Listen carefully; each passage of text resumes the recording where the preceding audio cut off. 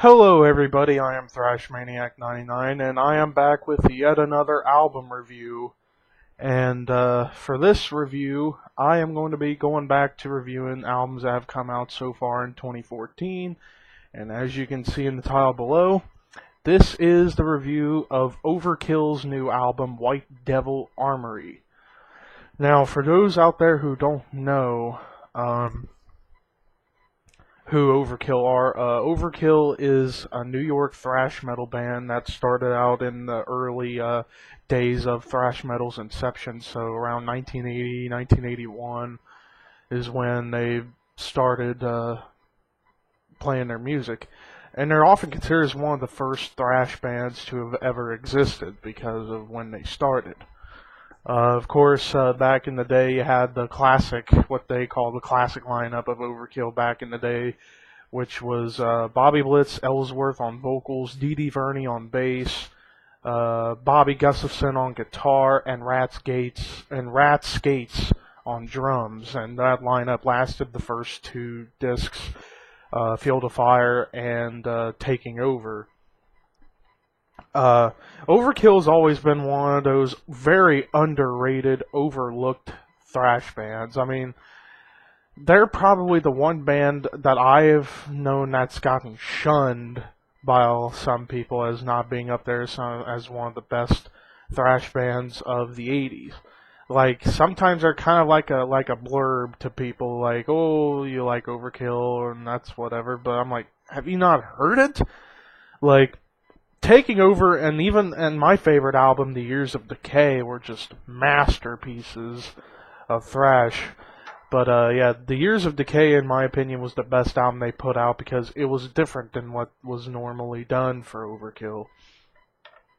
But then throughout the 90s, they kind of evolved between mixing styles of thrash and groove metal, and then post-2000, since the 2000s, they've been going back to their thrash roots when they've started out putting out modern thrash classics like Ironbound and their last album, The Electric Age, which came out in 2012, and now we get the new album, White Devil Armory.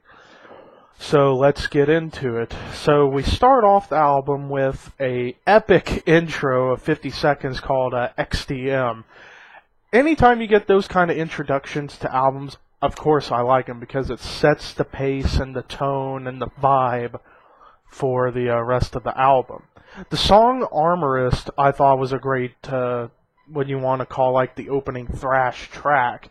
This was also the shortest song of the album, a little under 4 minutes. And with the lyrics behind it, just pretty much rebelling and using armory and stuff like that. Like, it's just absolutely crazy. I really enjoyed that song. Same with the next song, Down to the Bone.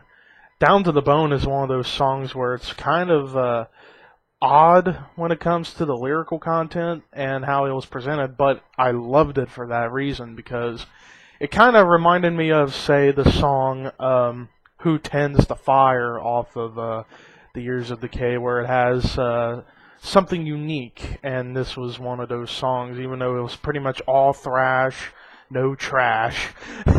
It was still one of those unique kind of songs on the album. Bitter Pill, and I'm just talking about like standout tracks. While every song on the album was solid, straightforward awesomeness, the standout songs to me start with Armorist and Down to the Bone, but then we get to Bitter Pill. That song kind of had a little bit of a reminder to me of, say, the song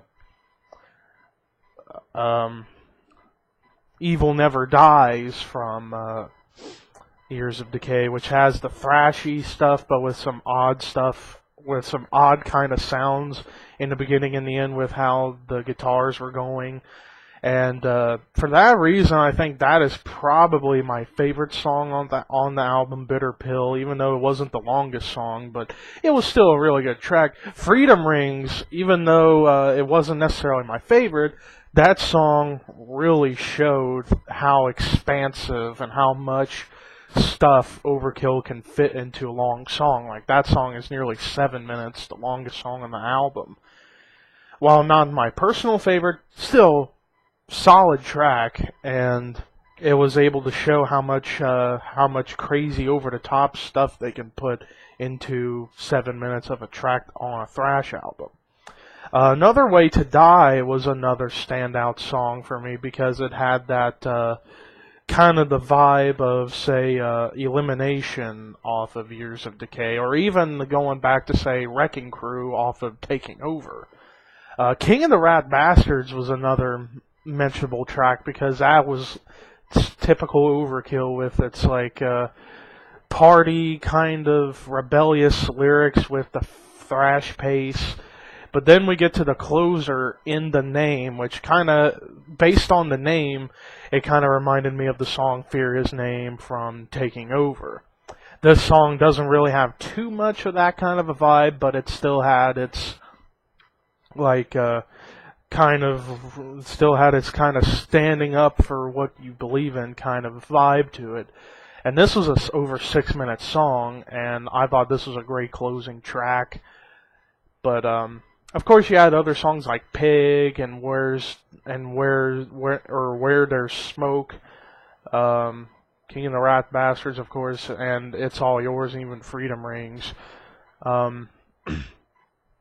Like, Bitter Pill is actually, I forgot to mention, like, that song pretty much kind of described Bobby Blitz Ellsworth's health that's been going through over the last several years. Like, one point he had a stroke on stage. That was many years ago.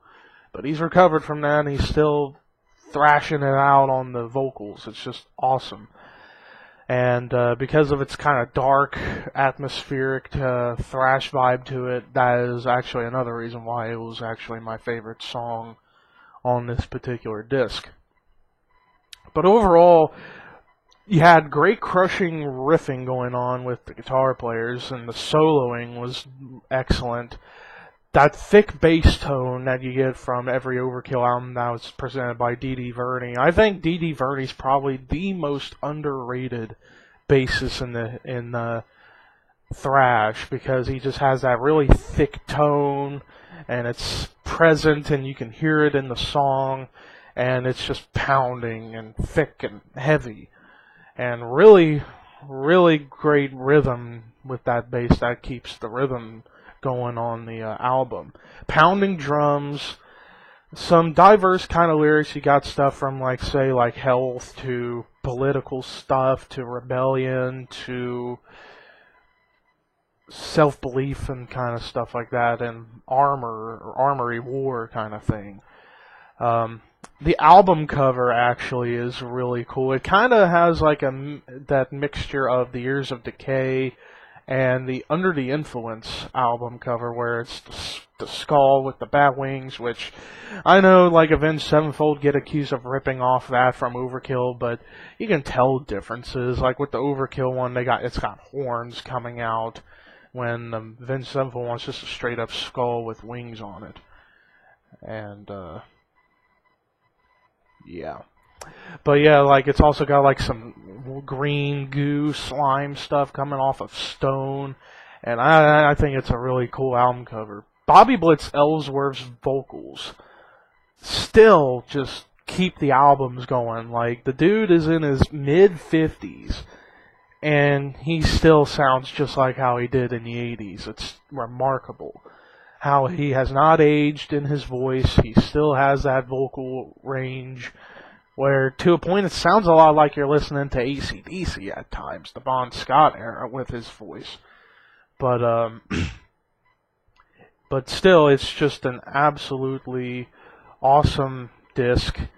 This is actually now becoming a competitor for Album of the Year potentially as well, because the score I'm going to give this album is a 9.25 out of 10. I think this is a great album. Nothing to complain about, really. Solid production, solid performance by each of the members of the band. Songs were great, solid and great. Just everything about it was just awesome. Overkill's definitely showing that they are still here to make great music, and this is their 17th album since 1985. How crazy is that? Like, most thrash bands don't even get to that range in albums, but Overkill, they put out albums like every couple to few years. All of them, they still are solid to a lot of people. And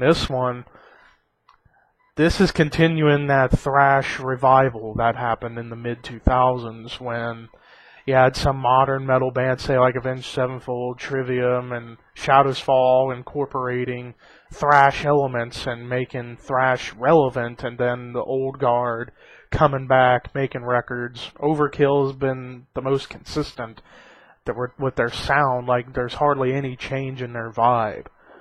So that's why Overkill always has a huge amount of respect for me as far as a band, and I enjoy some of their work. But White Devil Armory, solid disc, a competitor for Album of the Year 2014 for me. I really, really enjoyed it, to the point where I might actually buy a copy. And there you go. But anyways, thank you guys for checking out this review. The next review I might do is the new Fozzy album, so keep on the lookout for that. But anyways, rock on.